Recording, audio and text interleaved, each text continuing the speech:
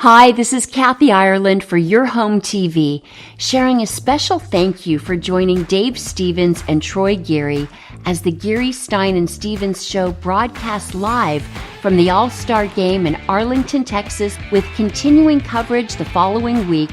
We encourage you to please tune in with Dave and Troy as they go live from Cooperstown, New York to cover the 2024 Baseball Hall of Fame induction. We hope you and your family enjoy the best of baseball this summer on Your Home TV.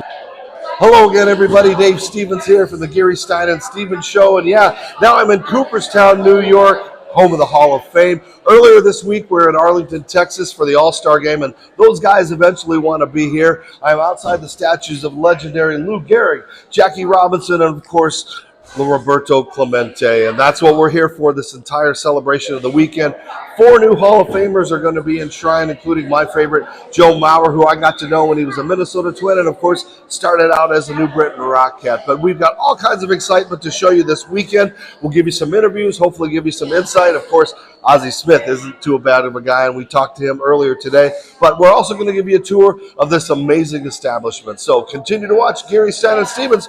You're here, I'm here in Cooperstown, New York, home of the Baseball Hall of Fame. Serendipity Yacht Cruises and Events wants you to come party with us. We're bringing the fun to the Houston Bay Area.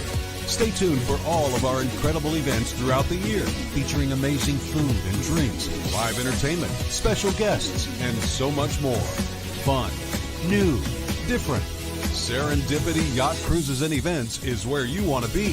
So come party with us. It's more than a yacht. It's serendipity. I'm Matthew. I'm Melissa, and together we started Fresh Clean Threads. For most of my life, I've worn a black t-shirt, and most were either too short, too baggy, or weren't consistent. And like most guys with a problem, I turned to my wife for help. From our San Diego condo, using my years of apparel experience, we set out to make the world's best fitting t-shirt. Since day one, our Fresh Clean tees were made to offer a flattering fit for all body types, be ridiculously soft and comfortable, and not break the bank. And more than 1 million customers later, we still make every t-shirt with the same attention to detail as when we first started. And what we've learned from selling so many t-shirts to people around the world is that while the perfect fit and feel are the starting point, it all comes down to feeling confident and empowered to live each day fearlessly fresh. Unleash your confidence at freshcleanthreads.com. All right, spending the time with Hall of Famer Ozzie Smith. Ozzie, does this get old coming out here? Never gets old, because it gives me a chance to visit with the fans, and it gives me a chance to hang with my contemporaries, on a different level. I'm fortunate enough sometimes to get to play deal with some of my teammates too, So the one thing that we miss the most as players when we get out of the game is the camaraderie. And it gives us a chance to hang out, and it gives the fans an opportunity to get to know guys on a different level as well. And as I was talking earlier, I used to watch you growing up on the baseball bunch, and you teaching baseball then. How important is this initiative, the Play Ball initiative for baseball? Well, I think for all of us, this generation of player, all of the guys that come out and participate in the Turn 2 with me, understand the importance of giving back, not only here to the Hall of Fame, but in their communities as well. And that was something that we were all taught when we were young, to how important it was to give back.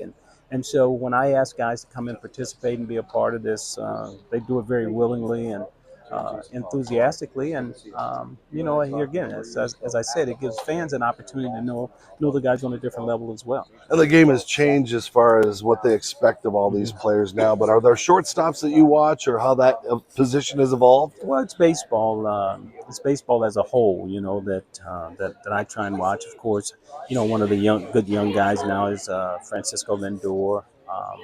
And I'm typically looking for prototypical shortstops, and it's so much different today. So much is expected of a shortstop today, and guys come into the game now being more prolific home run hitters and being able to produce a lot more offense than it was when myself and Omar Vizquel were playing and stuff. So from that standpoint, I think it's certainly changed. I'm not sure that guys like myself or Omar would even get drafted today, because they're looking for that guy who can hit the ball over the fence. Now, what part of your game were you most proud of? Everybody talks about your defense, but you were a pretty decent hitter. I mean, you had the numbers up there. So I had to learn at the big league level, and I had to learn against the likes of Seaver and Carlton and J.R. Richard, Nolan Ryan, and those guys. I'm fortunate enough that my defensive prowess allowed me to remain at the big league level to learn the art of hitting. So it was always it was a challenge for me because I had to work at it, and if you're willing to work at it and you're given the opportunity, good things can happen. Well, I know you're 70 years old. You look like you could just come on and do a flip. But you're not going to do that today, right? No, not intentionally. I'm not. No. All right, Ozzie. Thanks Thank a lot. you. Appreciate your time.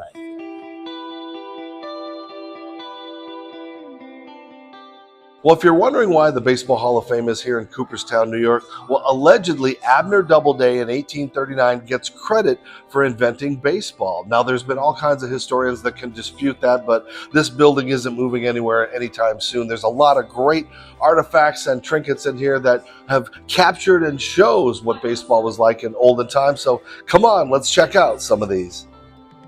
And some of the equipment from back in the day, well, just take a look at what these gloves and catcher's gear look like. Not a lot of protection.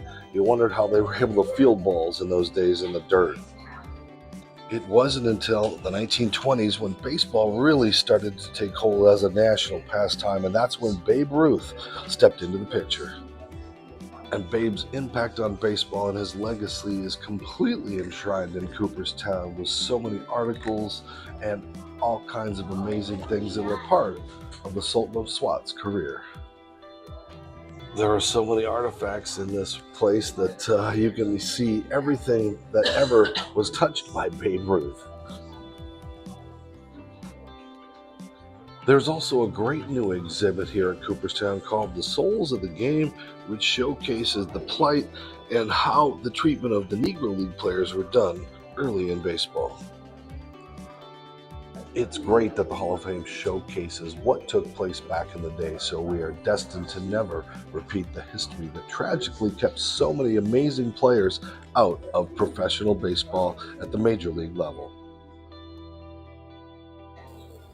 And the Baseball Museum wouldn't be complete if it didn't have artifacts of the origins of mascots. This, of course, is the San Diego Chicken, which made a name for himself doing antics and crazy things all over baseball back in the 1970s, and of course led the way and paved the way for other mascots to succeed in the baseball world. The history of women's baseball is also archived here in Cooperstown with some amazing photos and artifacts that showcase both the gear and the uniforms that they had to wear back in the women's professional baseball leagues. And of course, it's awesome to see the St. Paul Saints represented in Cooperstown, including the legendary Isla Borders, who made history as the first female pitcher ever to win a men's minor league baseball game. Now, if you're a Yankee hater, you're going to want to stay away from certain sections of the Hall of Fame, including the ones that hold Joe DiMaggio's jersey along with Roger Maris and Mickey Mantle. And what does 755 home runs get you? Well, it gets you your own wing in the Hall of Fame, just like Hank Aaron. Henry Aaron, of course, considered to be the greatest home run hitter of all time with 755 career home runs, which was surpassed by Barry Bonds, but many believe that Bonds did it enhanced. And it's great to see the locker. And again, we've lost so many amazing players in the last couple of years, especially recently, the tragic loss of Willie Mays. Now, in the area where they have a collection of the greatest statistics and records in baseball history, it's great to see that Pete Rose is in here, even though he has not been officially inducted into the Baseball Hall of Fame. He is the all-time hits leader in baseball history, and hopefully one day will be in Cooperstown.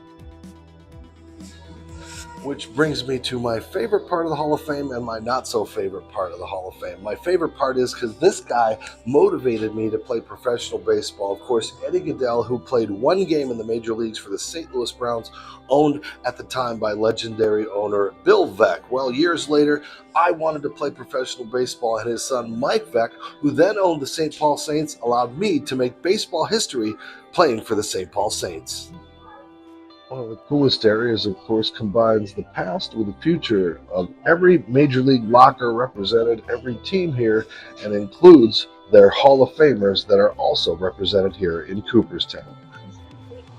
And of course, baseball is welcoming its newest class this weekend. Todd Helton of the Colorado Rockies, legendary manager Jim Leyland, former Texas Rangers slugger Adrian Beltre, and of course my favorite, the pride of Minnesota, catcher Joe Mauer. And of course, the baseball tour completes right here at the plaques of all of the Hall of Famers here, and of course the new inductees. But of course, my favorite is the legendary Reggie Jackson.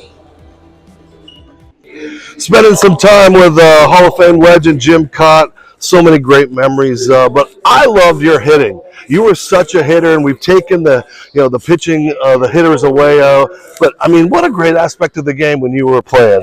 I think we grew up being baseball players, and then we just turned into a pitcher. And I got good advice from one of my coaches early on: is that if you can be responsible for one run a game as a hitter, get on base, knock a run in, move a man over, the other team has to get two to be ahead of you. So I always took a lot of pride in trying to be a hitter that could help my team score one run a game.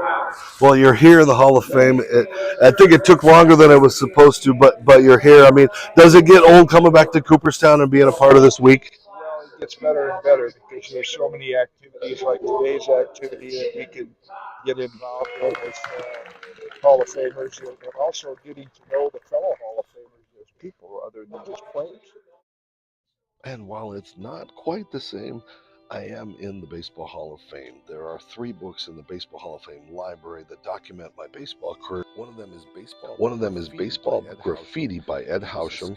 He was a scout for the Cincinnati Reds, and when I tried out for the Cincinnati Reds, he documented that amazing day. There's also America at the Seams, which breaks down the 50 best baseball players from each state, and it was amazing to be picked for the state of Arizona to represent that. And last, and certainly not least, is Slouching Towards Fargo, which is the book that documents the 1996 season of the St. Paul Saints, of course, when I was teammates with Darryl Strawberry and Jack. Well, that concludes our mini tour of the Baseball Hall of Fame here in Cooperstown. I'm so excited that I found a little bit of me inside the Baseball Hall of Fame Museum. Of course, we're playing for the St. Paul Saints and making baseball history, but the history is this weekend as 4 new inductees into the Baseball Hall of Fame, and we'll continue to have coverage all weekend here at Cooperstown for your home TV and the Geary, Stein and Stevens Show. Continue to follow us on all social media platforms, and again, we thank you for your support. So I'm Dave Stevens coming from Cooperstown, living the dream. We'll see you later.